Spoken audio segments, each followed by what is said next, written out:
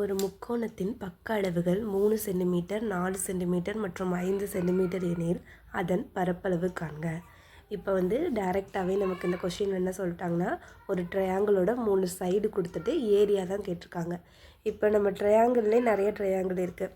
நமக்கு சைடு 3மே வேறு வேறு இருந்தால் என்ன சொல்லுவோம்? அசம பக்க முக்கோணம் சொல்லுவோமா? ஸ்கேலன்ஸ் ட்ரையாங்கிள்னு சொல்லுவோமா? அப்போ ஸ்கேலன்ஸ் ட்ரையாங்கிள்க்குரிய ஃபார்முலா என்னது? நமக்கு ஏரியா ஃபார்முலா அசம பக்க முக்கோணத்துக்கு root of s into s minus a into s minus b into s minus c. அடுத்து என்ன? s கண்டுபிடிக்கிறதுக்கான ஃபார்முலா என்னது? a plus b plus c by 2 இதான ஃபார்முலா. இப்போ நமக்கு 3 சைடு கொடுத்துட்டாங்களா? அந்த 3 சைடு தான் என்னது? abc. அப்போ நம்ம ஃபஸ்ட்டு s கண்டுபிடிச்சி வச்சுக்கலாம். அப்போ s கண்டுபிடிச்சோம் அப்படின்னா முதல்ல என்ன பண்ணுவோம்? a plus b plus c. அப்போ 3 plus 4 plus 5. 3 plus 4 plus 5 என்னது? 12 வருமா? அப்போ 12 by 2ன்னு வரும். கேன்சல் பண்ணோன்னா 6. அப்போ s equal to 6ன்னு நமக்கு கிடச்சிச்சு.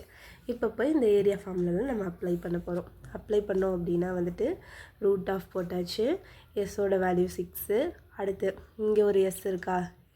எஸ் 6 மைனஸ் ஏ என்னது? 3. அப்போ 6 மைனஸ் 3. அதே மாதிரி எஸ் மைனஸ் பி அப்படின்னா 6 மைனஸ் 4. ஓகேயா?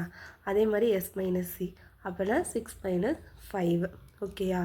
போட்டாச்சு. இப்போ நம்ம மைனஸ் பண்ணிக்க போகிறோம். மைனஸ் பண்ணால் 6 மைனஸ் 3 என்னது?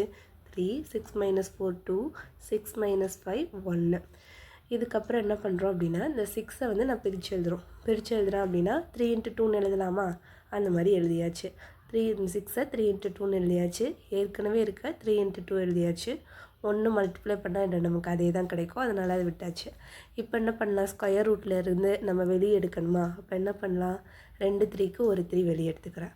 அதே மாதிரி 2 2க்கு ஒரு 2 வெளியே எடுத்துக்கிறேன். அப்போ நம்ம மல்டிப்ளை பண்ணால் 6 வந்துடும். அப்புறம் நமக்கு ஏரியா என்ன?